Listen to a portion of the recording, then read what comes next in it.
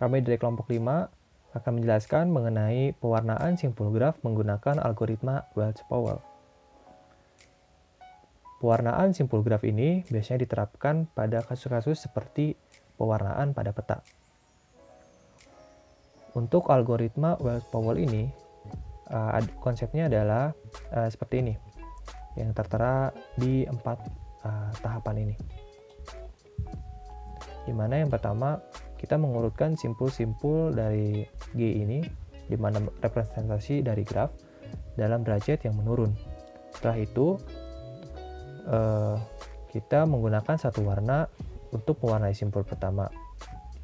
Selain itu juga, kita akan mewarnai simpul lainnya yang tidak berelasi dengan simpul pertama ini. Yang ketiga, kita akan mengulangi lagi tahapan mulai dari simpul dengan derajat paling tinggi setelah simpul sebelumnya. Dan yang keempat, kita terus mengulangi tahapan ini sampai dengan seluruh simpul telah diwarnai. Jika kita melihat konsep ini, kita bisa mengambil beberapa poin utama. Pertama, yaitu kita mengurutkan simpul-simpul yang ada ini dengan derajat yang menurun. Lalu, selanjutnya yaitu kita menggunakan satu warna untuk mewarnai simpul pertama dan juga mewarnai simpul lainnya yang tidak berelasi dengan simpul pertama tersebut. Selanjutnya, kita akan mengulangi proses tersebut secara berulang-ulang sampai dengan seluruh simpul telah diwarnai. Jadi itu 3 konsep utama terkait algoritma Welch-Powell ini. Jadi yang pertama, kita mengurutkan dari yang terbesar sampai ke terkecil derajatnya, lalu kita mewarnai mulai dari yang paling besar dan mewarnai simpul lainnya yang tidak berelasi dengan simpul tersebut. Selanjutnya kita ulangi terus tahapan tersebut sampai seluruh simpul telah diwarnai.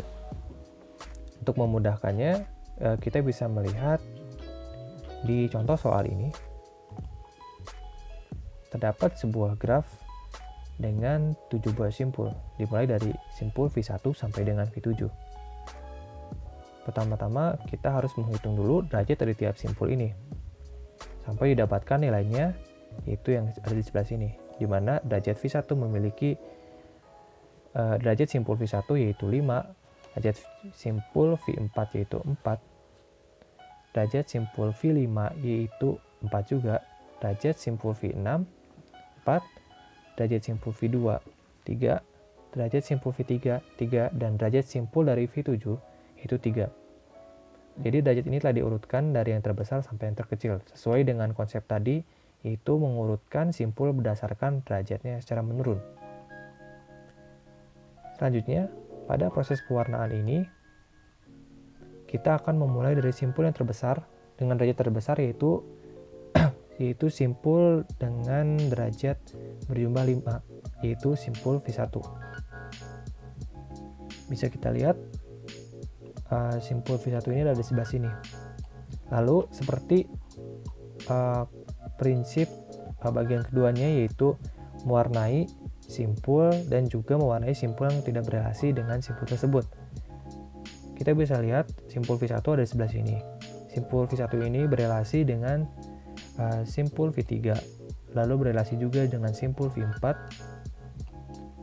berelasi juga dengan simpul V6, berelasi dengan simpul V2, dan berelasi dengan simpul V5. Artinya, satu-satunya simpul yang tidak berelasi dengan V1 ini adalah simpul dari V7. Sebelah sini. Karena itulah, warna dari simpul V1 sama dengan warna dari simpul V7.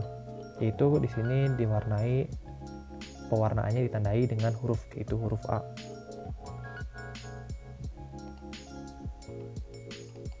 Lalu proses tadi ini akan kita ulang pada simpul lainnya. Yang kedua yaitu simpul dengan derajat 4, yaitu dari V4. Untuk memudahkan, di sini warnanya akan diganti.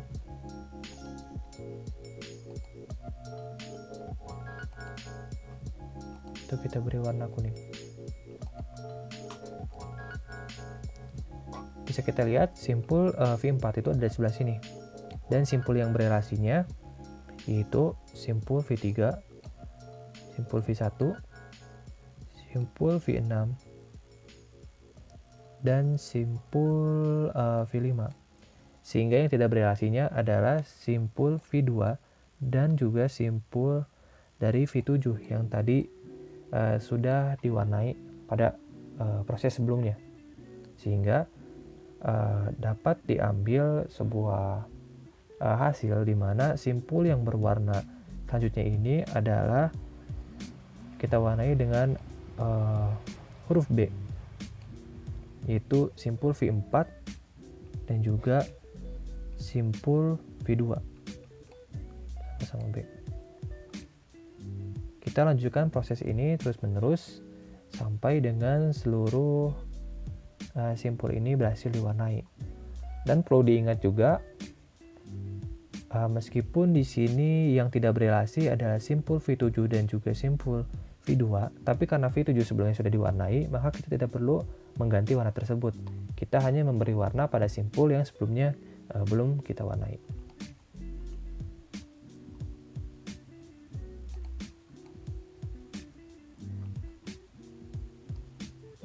Kita hapus terlebih dahulu agar bersih.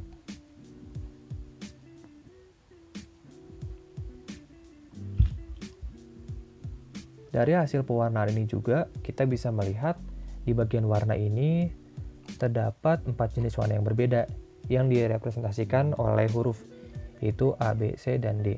Yang artinya di sini ada 4 warna kroma.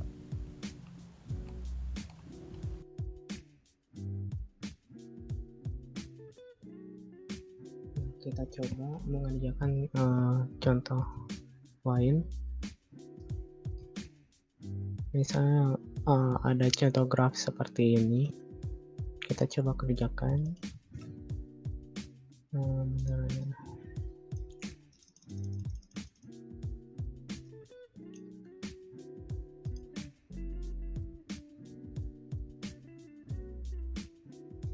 Akan di sini ada 6 simpul. Jadi dan untuk setiap simpulnya, untuk V1 ada 4 simpul dan V6 ada 4 simpul.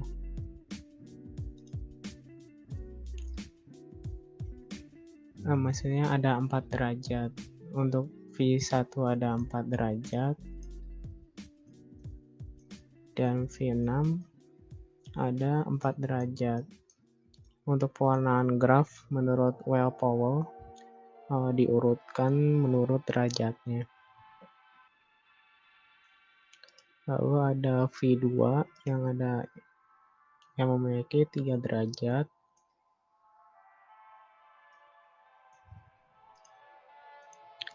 Nah, 3 derajat. Lalu V5 ada 3 derajat juga. Lalu ada V3 dan V4 yang memiliki 3 derajat juga.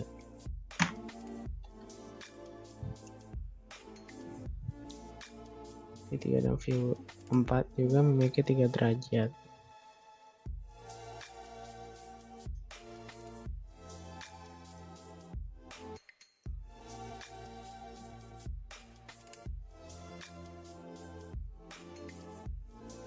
Nah, untuk pewarnaannya, misal ini H, lalu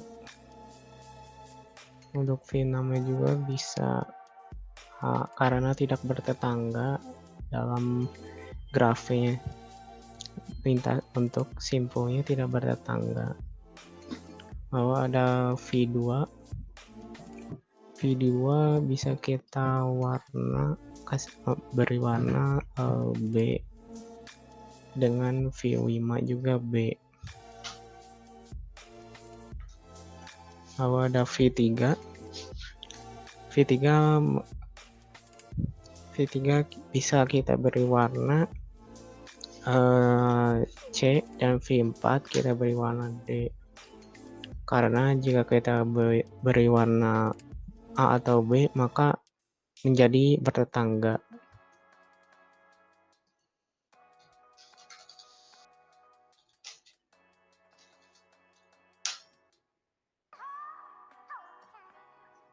Lalu untuk bilangan kromatiknya ada 4 warna.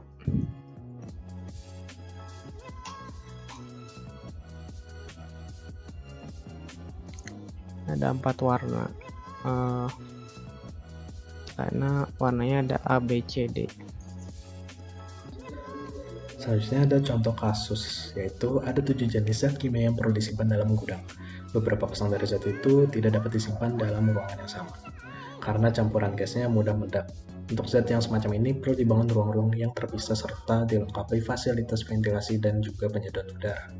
Jika lebih banyak ruang yang dibutuhkan, maka ongkos yang diperlukan akan lebih banyak. Karena itu perlu dicari berapa banyak minimum ruangan yang diperlukan untuk dapat menyimpan semua zat kimia dengan aman. Dari kasus ini kita bisa mengambil kesimpulan perumusan masalahnya adalah ada 7 jenis zat kimia yang tidak dapat disimpan di dalam ruangan yang sama. Kemudian gambaran yang kita dapat adalah berapa banyak minimum ruangan yang diperlukan untuk dapat menyimpan semua zat kimia dengan aman.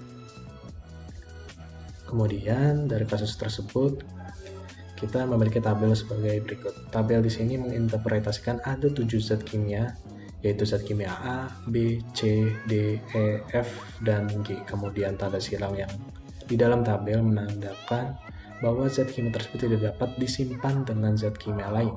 Contoh, untuk baris pertama, zat kimia A diberi tanda silang dengan B dan D. Artinya, zat kimia A tidak dapat disimpan secara bersamaan dengan zat kimia B dan zat kimia D. Kemudian pada baris kedua, zat kimia B tidak dapat disimpan dengan A, D, E, F, dan G. Dan seterusnya sehingga zat kimia G yang tidak dapat disimpan secara bersamaan dengan zat kimia B, C, dan E. Selanjutnya kita akan menentukan graf dari tabel tersebut. Caranya hampir sama dengan kasus lain. Kita hanya perlu tuliskan dahulu simpul yang akan digunakan. Di sini ada 7 zat kimia sehingga ada 7 simpul, kemudian kita beri nama secara melingkar agar lebih mudah. Untuk zat-zat yang tidak dapat disimpan secara bersamaan, nanti kita akan buat bertetanggaan dengan konsep dari perwarnaan graf adalah warna dari simpul-simpul yang bertetanggaan tidak boleh sama, sehingga warna yang berbeda itu nanti akan mengindikasikan ruangan-ruangan yang berbeda. Kita lihat pada baris pertama, zat kimia A tidak dapat disimpan bersamaan dengan zat kimia B dan D, sehingga kita buat A bertetanggaan dengan B. A juga bertetanggaan dengan D, sehingga nanti warnanya secara otomatis akan berbeda. Warna di sini mengindikasikan ruang penyimpanan. Kemudian untuk B tidak boleh disimpan bersamaan dengan A, D, E, F, dan G, sehingga kita buat B bertetanggaan dengan A, D, E, F, dan G. Selanjutnya untuk C kita buat bertetangga dengan E dan G agar warnanya berbeda. Kemudian D kita buat bertetangga dengan A, B, dan F. E kita buat bertetanggaan dengan B, C, dan G. Kemudian seterusnya hingga G. Setelah kita buat grafnya, setelah itu kita tentukan derajat dari masing-masing titiknya. Kita lihat di bagian atas masing-masing penamaan simpul atau titik yang sudah diberikan tanda derajatnya. Untuk simpul A derajatnya adalah 2, simpul D derajatnya 3, simpul E derajatnya 3, F 2, G 3, A 2, dan B 5. Dari simpul-simpul yang lain, simpul yang memiliki derajat tertinggi adalah simpul B, yaitu derajatnya 5, sehingga kita akan memberikan warna yang baru pertama kali pada simpul B. Misalnya kita berikan warna merah. Nah, selanjutnya setelah memberi warna pada simpul B, kemudian kita tentukan apakah ada simpul lain yang tidak bertetangga dengan simpul B. Yang tidak bertetangga dengan simpul B adalah simpul C saja. Sehingga untuk iterasi selanjutnya, kita warnai simpul C sama dengan simpul B. Kemudian tentukan lagi apakah masih ada yang tidak bertetangga dengan simpul B ataupun C. Ternyata sudah tidak ada, sehingga kita bisa melanjutkan kembali ke iterasi awal dengan menemukan derajat tertinggi dari simpul-simpul yang belum terpilih sebagai SOW. Di sini pilihannya ada A, D, E, F, dan G. Dari semua yang derajatnya tertinggi adalah 3. Terdapat 3 simpul yang derajatnya 3, yaitu D, E, dan G. Kita bisa memilih sembarang salah satu. Misalnya kita pilih simpul D, kemudian kita beri warna simpul D dengan warna yang baru, misalnya kita beri warna kuning. Kemudian kita tentukan apakah ada simpul yang bertetangga dengan simpul D. Yang tidak bertetangga dengan simpul D ternyata adalah simpul E dan G. Kita bisa memilih yang derajatnya tertinggi. Ternyata E dan G-nya itu derajatnya sama, sehingga kita bisa memilih salah satu secara sembarang. Misalnya kita pilih simpul G, sehingga nanti akan diberikan warna yang sama dengan simpul D. Nah, itu jadi G-nya itu jadi warna kuning. Setelah simpul G kita warnai dengan warna yang sama dengan simpul D, yaitu kuning. Kemudian kita tentukan apakah masih ada simpul yang tidak bertetangga dengan simpul D. Sehingga yang tidak bertetangga dengan simpul D adalah simpul E dengan derajatnya 3. Namun di sini simpul E bertetangga dengan simpul G karena simpul G sudah diberikan warna kuning. Dan untuk konsep pewarnaan graf, simpul yang bertetangga tidak boleh diberikan warna yang sama, sehingga simpul E tidak kita berikan warna yang sama dengan simpul G dan D. Namun untuk simpul E akan kita lanjutkan di iterasi yang berikutnya. Kemudian kita berikan warna pada simpul E, yaitu simpul E itu kan derajat tertinggi. Kita beri warna yang baru, misalnya kita beri warna hijau. Kemudian kita tentukan apakah simpul lain yang tidak bertetangga dengan simpul E. Ternyata tidak bertetangga dengan simpul E adalah simpul A dan juga simpul F. Dan juga simpul A dan F ini tidak saling bertetangga, sehingga kita bisa berikan warna yang sama dengan simpul E dua-duanya, yaitu warna hijau. Di sini kita akan berikan pewarnaan simpul A dan F sama dengan simpul E, yaitu warna hijau. Nah, setelah semua simpulnya diberikan warna, sehingga proses pewarnaan grafnya sudah selesai. Lalu dapat kita ambil kesimpulan bahwa di sini terdapat 3 warna yang berbeda, yaitu merah, kuning, dan hijau, sehingga ruang penyimpanan yang dapat kita siapkan untuk menyimpan zat kimia yaitu berjumlah 3. Ruang penyimpanan yang pertama untuk menyimpan zat kimia B dan C. Bisa dilihat lagi di tabel sebelah kiri bahwa B dapat disimpan dengan C secara aman. Kemudian ruang penyimpanan kedua dapat kita gunakan untuk menyimpan zat kimia D dan G. Untuk ruang penyimpanan yang ketiga dapat kita gunakan untuk menyimpan zat kimia A, E, dan F.